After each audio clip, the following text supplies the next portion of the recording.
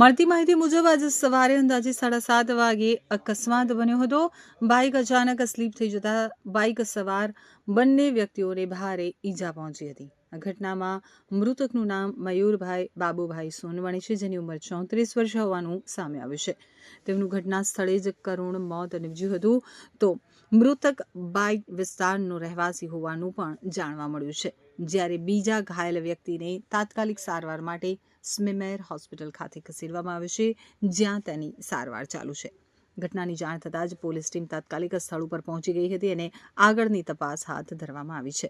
આ અકસ્માતનું ચોક્કસ કારણ હજુ અકબંધ છે। પોલીસ તપાસ બાદ વધુ વિગતો સામે આવશે। જી, તમારું નામ? પ્રકાશભાઈ।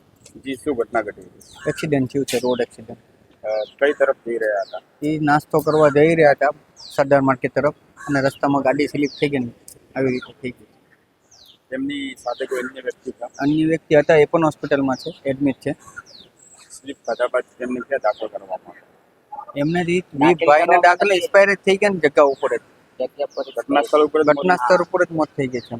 અને અન્ય વ્યક્તિ સાથે? અન્ય વ્યક્તિને વાગ્યું છે, તો એને હોસ્પિટલમાં સારવારમાં લઈ આવ્યા હતા એના માટે। આ ઘટના છે તે કયા વિસ્તારમાં ઘટી હતી? એ બોમ્બે માર્કેટ પાસે 4 નંબરના ગેટની સામે અંદર રસ્તો જાય છે, એની ત્યાં થયો છે। આજે ઘટી હતી? આજે સવારમાં 7-7:30 વાગ્યાની આસપાસ।